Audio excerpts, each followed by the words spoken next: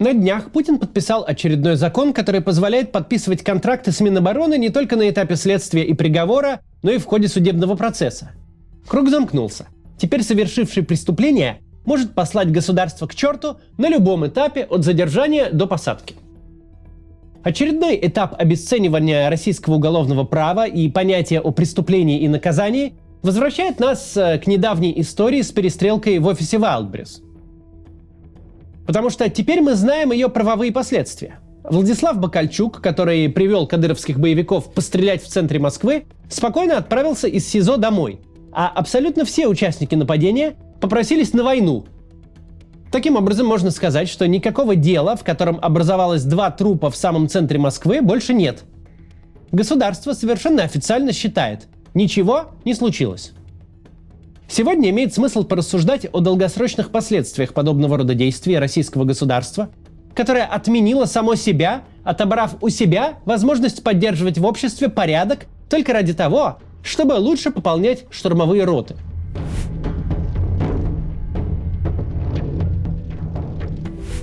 В принципе, если смотреть издалека на произошедшее в офисе Wildberries, это типичнейший сюжет 90-х, с теми же участниками, методами и местом действия.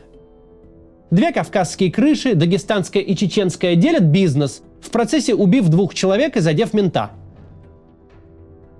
Вот хоть час подкладывай известную мелодию, голосом Сергея Полянского рассказывай фабулу дела и выпускай в продакшн новый выпуск «Криминальной России». Но выпуск этот будет неполным, у сюжета нет развязки. Избегали ли участники криминальных войн прошлого уголовного преследования? Конечно, избегали. Подкупали ли политиков, милицию, прокуроров, судей с целью развалить или прекратить уголовное дело? Безусловно. Запугивали ли свидетелей, взрывали машины следователям? Все было. И отделение милиции вместе с материалами дел поджигали. У организованной преступности всегда есть средства нелегальной борьбы с государством. В любой, даже самой некоррумпированной стране организованная преступность старается понаделать дыр в госсистеме и ослабить государственное на себя давление. Но методы преступников на то и нелегальны. У них довольно узкий спектр применения. Даже 100 раз карманный следователь или оперативник, министр или судья, прокурор, никто из них не сможет совершить для тебя чудо. У них есть коллеги, начальство, надзор СМИ, общественное мнение. Помимо них также есть куча некоррумпированных людей. Либо коррумпированных, но не тобой. Потерять вещдок – возможно. Намекнуть свидетелю, что ему показалось? Возможно. Переквалифицировать на более мягкую статью? Где-то реально. Вывести фигурантов, провести по всем смягчающим на условный срок, манипулировать государственными правилами в пользу преступника. Чем ниже уровень преступления и его резонанс, тем шире такие возможности. Чем выше структуры, которые за тебя берутся, тем сложнее.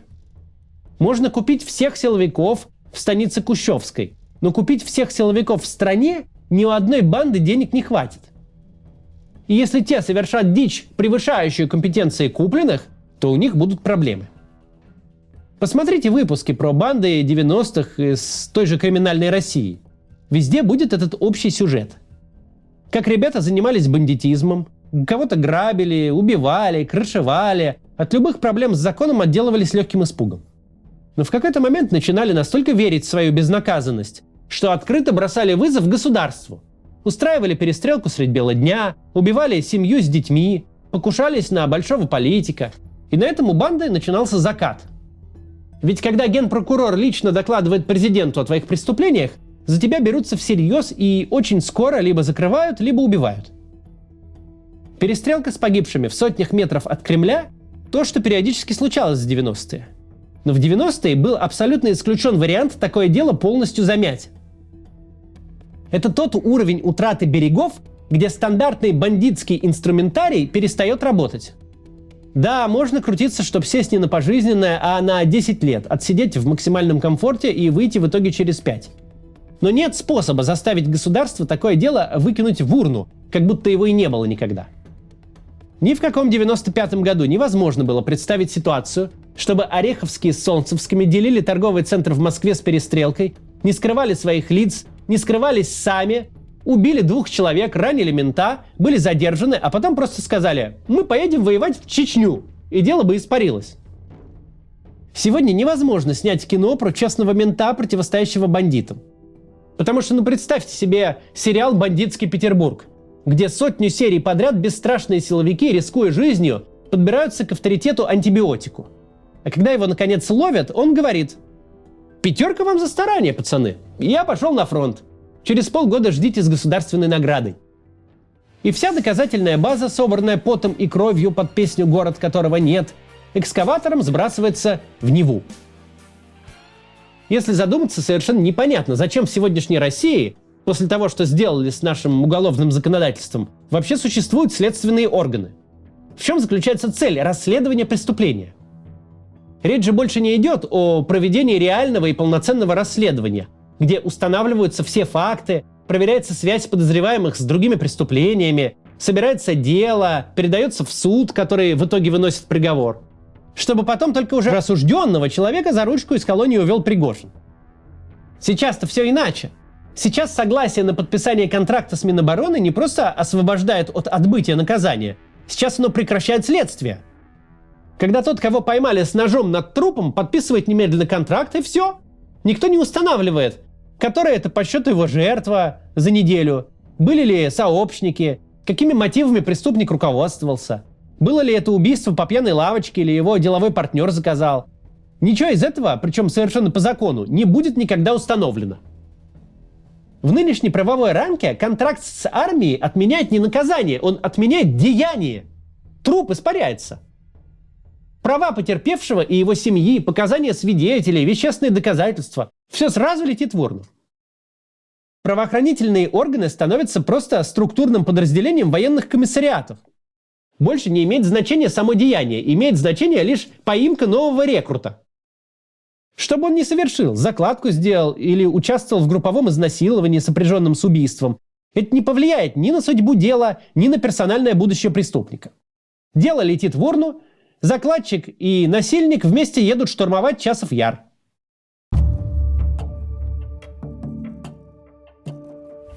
Когда люди ужасаются тому, что зэки массово выходят на свободу, они в реальности недооценивают всю глубину ужаса. Очень сложно понять, с какого конца глубину эту вообще описывать, но представьте ситуацию. Вы или ваш близкий стали жертвой преступления. Вас, например, избил и ограбил местный гопник. Раньше, лежа в больнице, пока врачи собирают ваши кости обратно, у вас было понятное решение проблемы. В больницу является дознаватель. Вы ему рассказываете, кто, что и как с вами сделал. И пребывайте в полной уверенности, что сейчас же за ним выйдет наряд, и в ближайшие лет 8-10, которые дают за разбой с тяжкими телесными, вы гопника не увидите. Что государство его посадит за высокий забор, откуда он вам не навредит. Сейчас же ситуация иная. Вам, как потерпевшему или свидетелю, нужно написать заявление, дать показания, опознать человека, который сейчас же выйдет из отделения полиции и без дела, и без обвинения, и без судимости. Единственные люди, которые могут вас от него защитить, это военнослужащие ВСУ. Вся ваша надежда на то, что украинский пулеметчик попадет преступнику в голову, а не в ногу. Потому что если по ранению домой вернется человек, которого вы 3 месяца назад опознали, у которого нет судимости и который точно знает, что дальше фронта не пошлют, то переломанные кости могут стать не самой большой вашей проблемой. Потому что теперь, с точки зрения российского законодательства, нет вообще ни малейшего смысла оставлять потерпевшего в живых. Сейчас, с точки зрения российского законодательства, разница между любым другим преступлением и убийством заключается только в том, что трупы не дают показаний. Просто вырвать сумку у одинокой прохожей или снять ту же сумку с ее трупа, разница между этими преступлениями больше не измеряется годами тюрьмы. Это больше не разница между 2 годами условно и 10 строгого режима.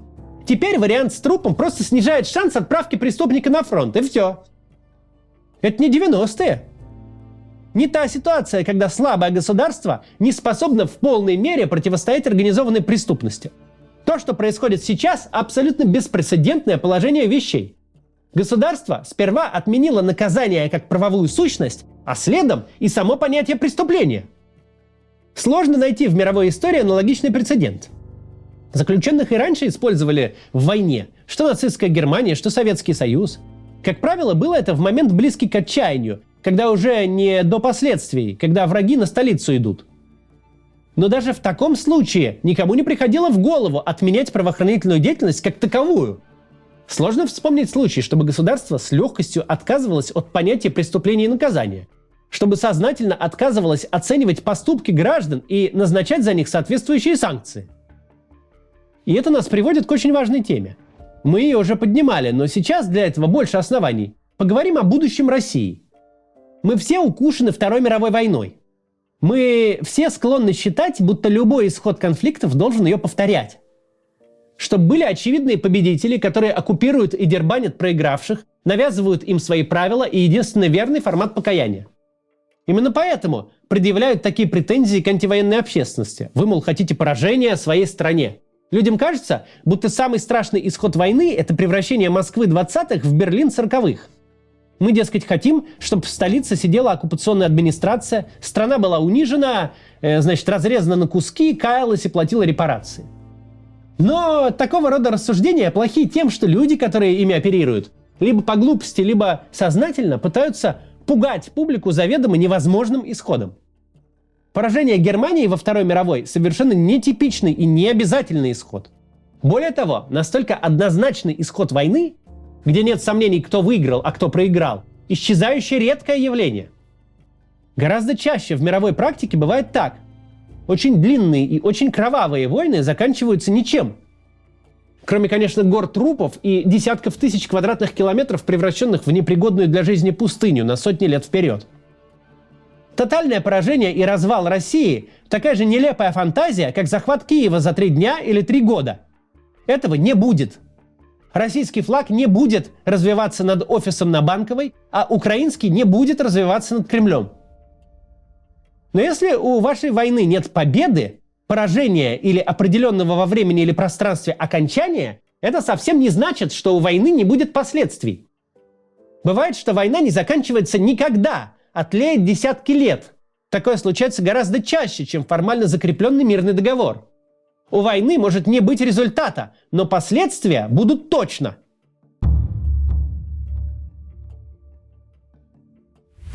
Что такое картель? Если говорить не о титульном значении слова, а о том, что ассоциируется с Латинской Америкой. Это военизированная преступная организация, которая занимается всеми видами преступной деятельности, от трафика, наркотиков и людей до торговли крышей. Организация эта настолько сильнее государства, что не пытается искать дыры, а буквально подменяет государство собой на отдельных территориях. Откуда именно в этом регионе планеты возник такой формат организованной преступности? Ответ прост. Страны региона за минувший век от души повоевали и между собой, и внутри себя. Как правило, войны эти оканчивались результатом без результата. Зато абсолютно все успели вооружить кучу народу, потерять контроль над оружейным оборотом и насоздавать кучу того, что сейчас бы назвали ЧВК – парамилитарных образований, которые не пойми кому лояльны. И вообще приучили людей к тому, что лучший способ разрешения деловых и личных споров – это отрезать голову оппоненту. То, что происходит сегодня в Мексике, возникло в результате мудрых действий многих поколений политиков. Происходящее нельзя назвать иначе, как вялотекущей гражданской войной. И ни у кого нет идей, что с ней делать. Она каждый год оставляет за собой десятки тысяч трупов. Просто для примера. Недавно в Мексике прошли выборы, в процессе которых по политическим мотивам был убит 231 человек, в том числе 34 кандидата в мэры. И так там на каждых выборах. Во время прошлой кампании были убиты 89 политических деятелей. Когда мы видим произошедшее в десятках метров от Кремля, то, что сделали кадыровцы из охраны Бакальчука, возникает резонный вопрос. А почему это не называют картелем? Это организация, занятая преступным бизнесом, как минимум крышеванием и рэкетом. В целом субъекте федерации организация эта подменила государственную власть, системно обирая население частным налогом, так называемыми взносами в фонд Ахмата Кадырова. У организации этой, как и у мексиканских Синалоа или Халиско нового поколения, есть свои вооруженные силы и бронетехника. В разборке этой организации со своими оппонентами государство не вмешивается. Это не того рода оргпреступность, которая государству противостоит. Это оргпреступность, которая демонстративно указывает государству на его место в пищевой цепочке. Обратите внимание, война еще идет, пока нет массового возвращения тех, кто может стать социальной базой организованной преступности. Миллиона неприкаянных мужчин, привыкших к насилию. Но у нас уже есть организации по своему влиянию и поведению неотличимые от латиноамериканских картелей. Они берут на себя функцию коммерческого арбитража, к ним обращаются владельцы бизнесов вместо того, чтобы идти в суд. У них есть возможность принимать решения и есть сила, чтобы их исполнять. Причем все это происходит не где-то под полом, а настолько публично и официально, насколько вообще возможно.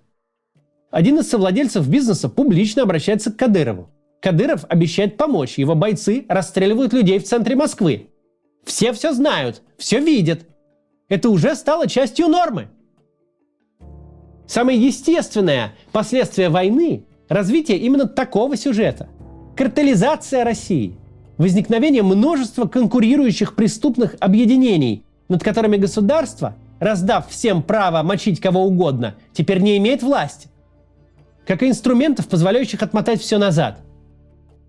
Не формальный развал, не военное поражение с оккупационной администрацией, а десятки военизированных отрядов численностью в сотни и тысячи человек.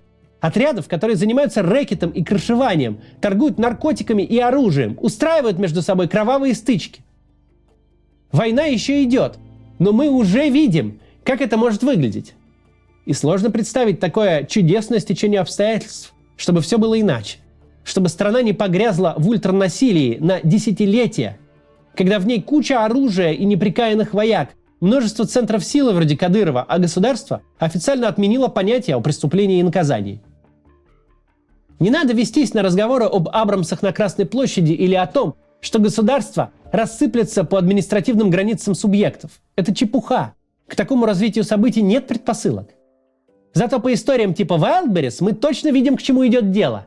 К криминальным войнам и кровавому переделу с горами трупов. Такое будущее из нынешней войны вполне следует. Нет ничего проще, чем выпустить насилие из-под контроля. Но история целого континента показывает, достаточно единожды утратить контроль и загнать насилие в какие-то рамки станет либо чрезвычайно сложно, либо в отдельных случаях вовсе невозможно. С последствиями этого преступления, совершенного Путиным в отношении России, нам придется жить. С последствиями того, что государство сказало всем: нет ничего дешевле, чем убить человека. Нет ни малейшего смысла оставлять человека в живых. До завтра.